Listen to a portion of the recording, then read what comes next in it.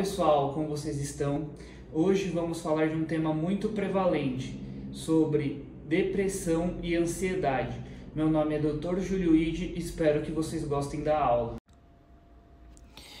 Bom, pessoal, a ansiedade e a depressão estão entre as principais causas de incapacidade no mundo. Estima-se que 1 em cada 4 pessoas sofra com algum desses transtornos ao longo da vida. Apesar do acesso crescente a tratamento como ISRS, IRSN e psicoterapia, até metade dos pacientes ainda apresenta resposta apenas parcial, permanecendo com sintomas residuais como insônia, irritabilidade, ansiedade noturna e ruminação. Esses casos nos mostram que as abordagens atuais, focadas quase exclusivamente em monoaminas, nem sempre restauram a homeostase emocional. E é nesse ponto que o sistema endocannabinoide entra como alvo complementar e promissor para o tratamento dessas patologias. Bom, pessoal, eu acho que a melhor forma da gente entender as patologias é a gente relembrar o sistema endocannabinoide. Parece um pouco repetitivo, mas o mais importante é a gente transformar em uma memória medular o nosso conhecimento sobre o sistema endocannabinoide, porque assim fica muito mais fácil a gente entender como prescrever, né? Vamos lembrar que os principais receptores são o CB1 e o CB2.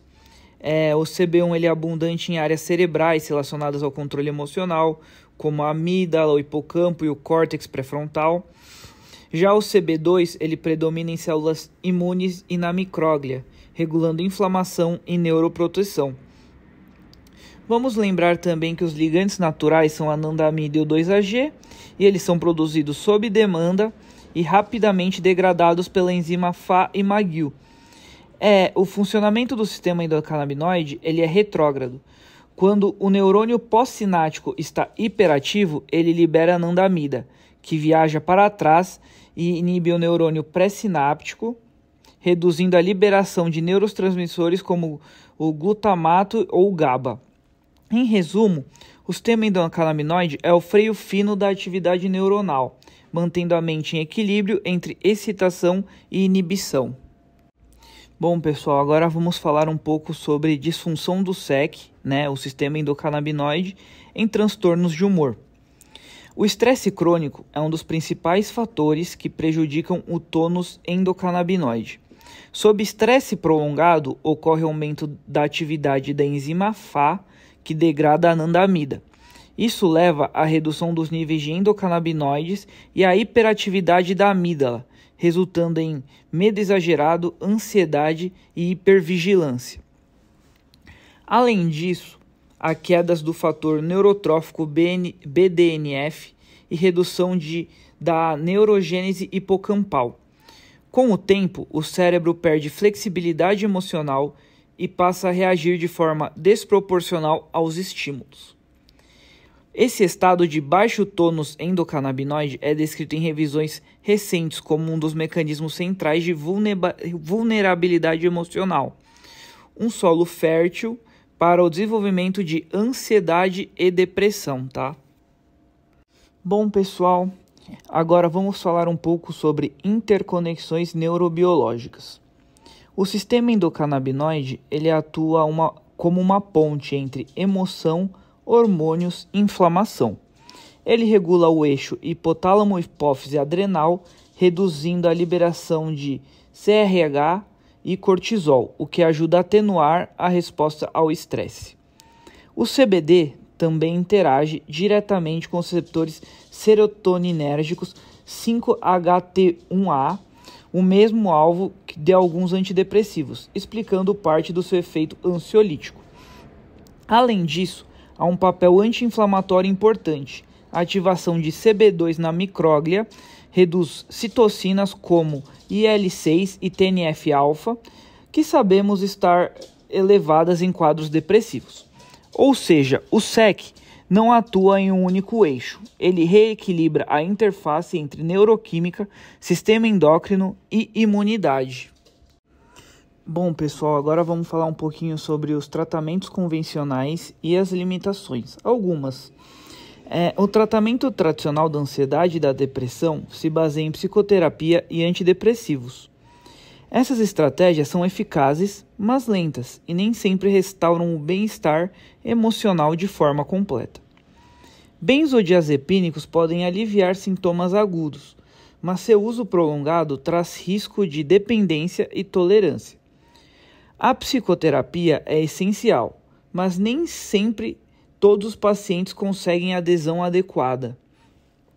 Portanto, há espaço legítimo para abordagens complementares que ajam de forma multimodal, atuando em estresse, inflamação e regulação emocional.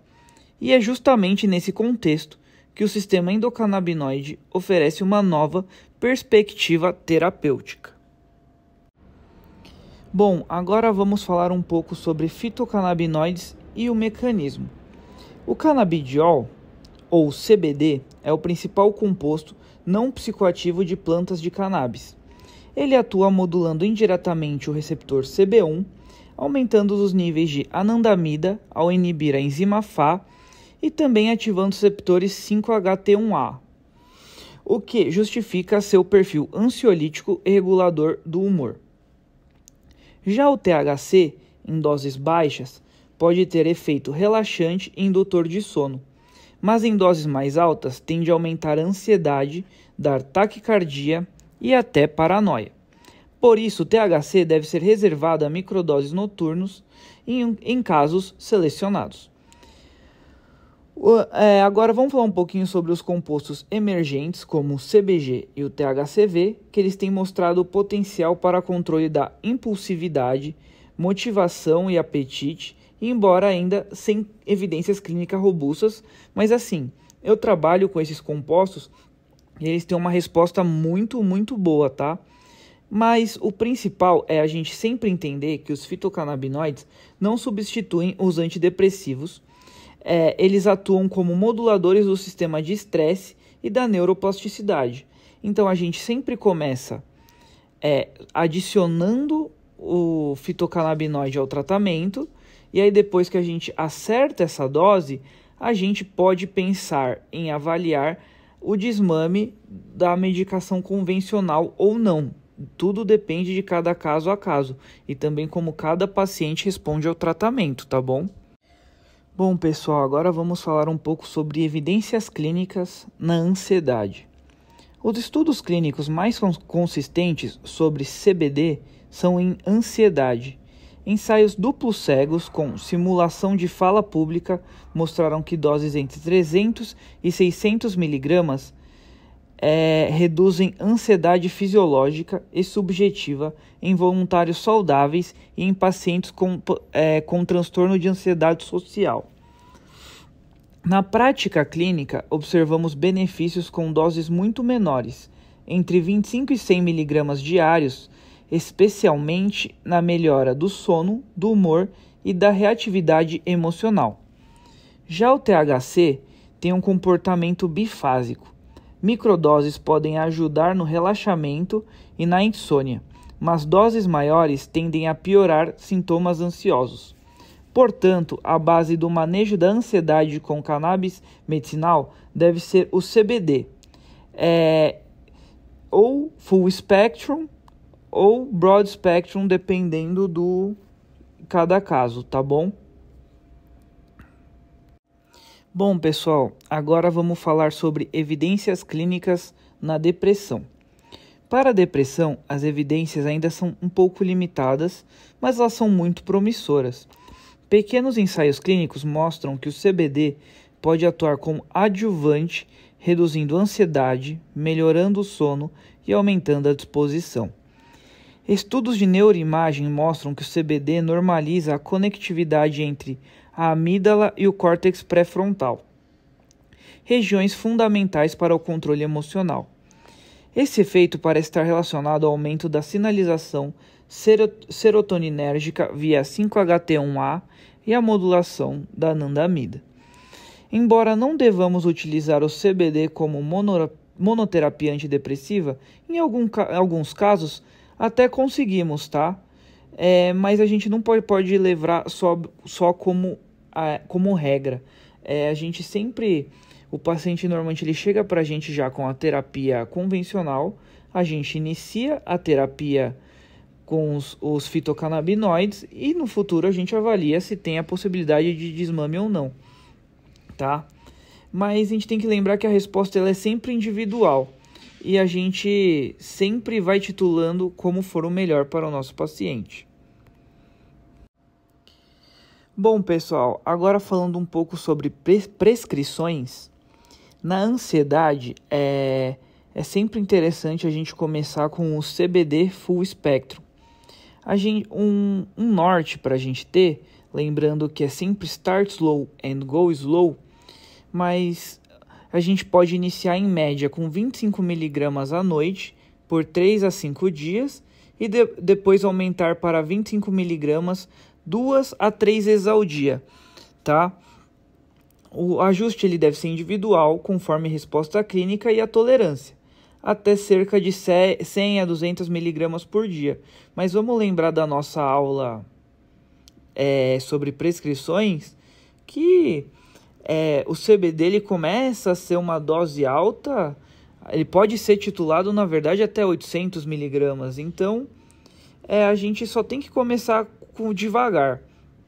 Em casos de ansiedade com insônia predominante, a gente pode considerar as microdoses de THC, sempre ali iniciando com meio a 1 mg, e a gente pode ir titulando, mas vamos lembrar que esse gap dessa titulação é muito baixo, porque o THC, se a gente errar a dose, ele pode acabar tirando o sono. E a reavaliação deve ser feita de 2 a 4 semanas, sempre avaliando o sono e o bem-estar. E a abordagem ela tem que sempre ser gradual, personalizada, e vamos sempre lembrar de anotar, para a gente nunca perder o controle da dose desse nosso paciente. Agora vamos falar um pouco sobre a prescrição na depressão. No contexto da depressão, o CBD ele é utilizado como adjuvante ao tratamento convencional. A dose inicial também pode ser de 25 mg à noite, e ela pode ser ajustada para 2, 3 vezes ao dia, dependendo de paciente para paciente. E a titulação é a mesma coisa. Vamos lembrar da nossa aula de prescrições também, daquele quadro, né, dos THC, do CBD e as doses, porque a gente tem que sempre lembrar que é start slow and go slow e que a dose ela é muito individual. Mas é fundamental a gente sempre manter de início o antidepressivo e reavaliar a cada 4 a 6 semanas a resposta desse paciente. A gente às vezes tem que evitar o uso do THC durante o dia, pois ele pode aumentar a apatia, lentificação e prejuízo cognitivo. Mas assim, é tudo em relação à dose. Tem pacientes com depressão que respondem bem ao THC e tem pacientes que não. O objetivo é reduzir os sintomas residuais, melhorar a ansiedade e favorecer a neuroplasticidade, tá? Bom, pessoal, para nós concluirmos nossa aula de hoje, eu quero lembrar que o sistema endocannabinoide ele é um eixo regulador central da homeostase emocional. O CBD é uma ferramenta muito segura, bem tolerada e promissora para o manejo de ansiedade e depressão leve a moderada, especialmente como adjuvante. O THC, por sua vez, deve ser usado em microdoses noturnas e com critério clínico, tá? Para a gente nunca trazer o prejuízo ao nosso paciente. O segredo é individualizar, start slow and go slow, monitorar e ajustar. A medicina endocannabinoide não é substitutiva, ela é integrativa. E quando bem aplicada, ela amplia nossa capacidade de oferecer cuidado centrado no paciente, fundamentado em ciência, segurança e empatia. Bom, pessoal, mais uma aula chegou ao fim, espero que tenham gostado. Aqui embaixo eu vou deixar meu contato profissional, se tiverem alguma dúvida, se quiserem discutir algum caso, fico à disposição. Muito obrigado e até a próxima.